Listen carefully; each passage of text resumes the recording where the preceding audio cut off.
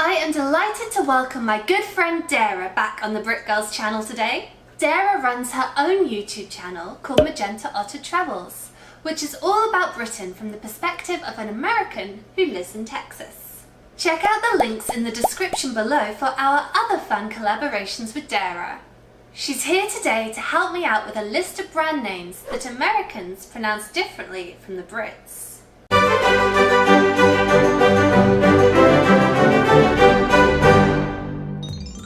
Now, these aren't words that we say differently just because of our accent. These are words that people approach entirely differently on both sides of the pond. Let us know if you think there's a right or a wrong way to pronounce any of these brands, or if any of these pronunciations really bug you. Hello Dara, welcome back to the Brit Girls channel. Hello, thanks for having me. So first we're going to start with some car brands.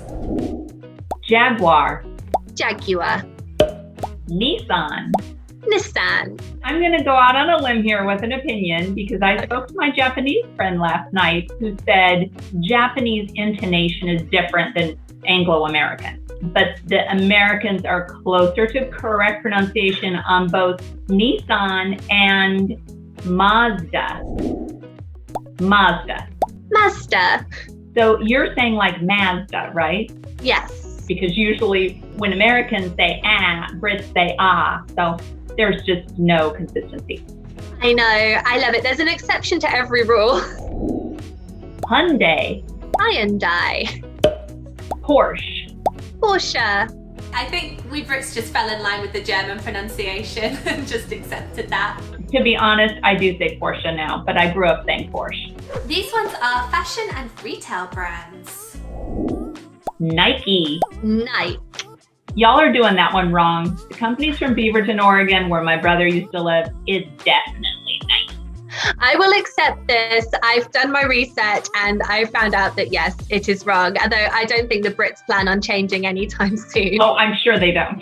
Nike slipped out last time I was in the UK and I didn't live in town for the rest of my trip. Like, oh, you're riding around on your bikey. Adidas. Now, I gave you Nike. I think we've got Adidas.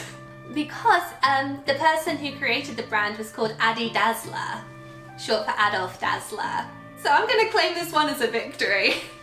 Dara and I are doing another collaboration on her channel, Magenta Otter Travels, where we'll be sharing general words that have an entirely different pronunciation in both countries. Check out that video after this one. Puma. Amazon. This is one that I definitely switched because I am a big consumer purchasing from this on both sides of the pond. But when I'm here, it's Amazon. And when I'm ordering from amazon.co.uk, I say it that way. Yes, it's a subtle difference, but it's one that's just big enough to get weird looks out here in America. If I say Amazon, people are like, what are you doing with that last vowel? It's an O, Amazon. Sainsbury's. ASOS. By the way, I was today years old when I realized that it stood for as seen on screen. Did you know that? Absolutely not. No. You just told me. Okay, now we're going to have a look at some words about food and drink. Cadbury's. Okay, and let me just tell you, I really do say Cadbury because I'm in Britain way too much to get away with saying Cadbury, but I think that's how most Americans would say it. Yes, when we did our video here on the Brit Girls channel about Cadbury's, a lot of people from the USA were commenting saying, oh, I had no idea I've been pronouncing it wrong all these years. I don't think it's necessarily wrong. I think it's just, you know, how we tend to pronounce the endings of these words. Incidentally, we've been working on a little series about our favourite British and American brands.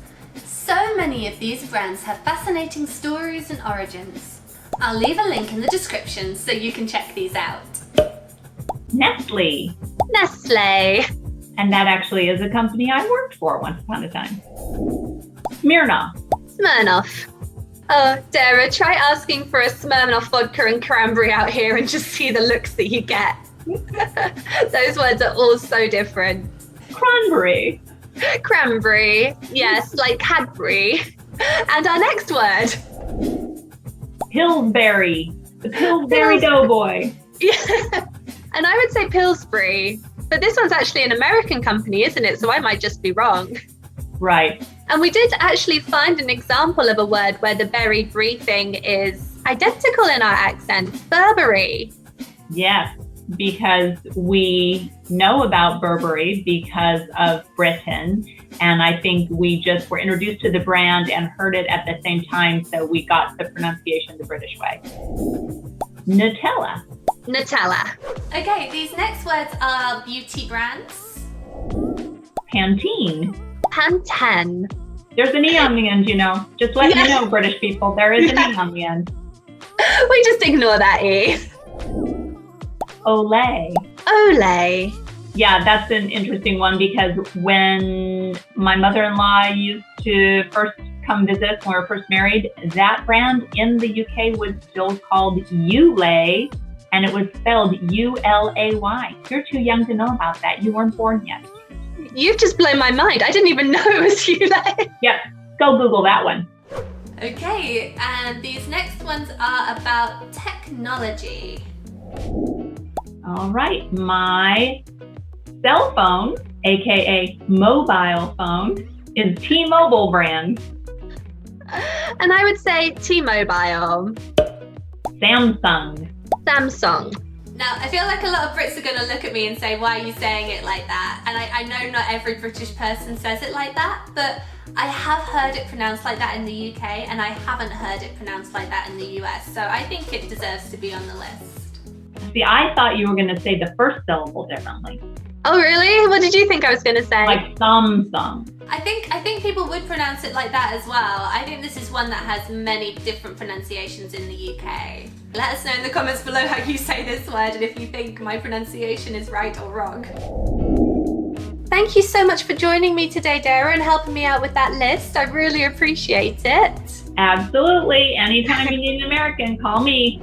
Thank you everyone so much for watching. Don't forget to let us know if you've got an opinion on any of the words that we've mentioned today, or if any of these words really get your goat.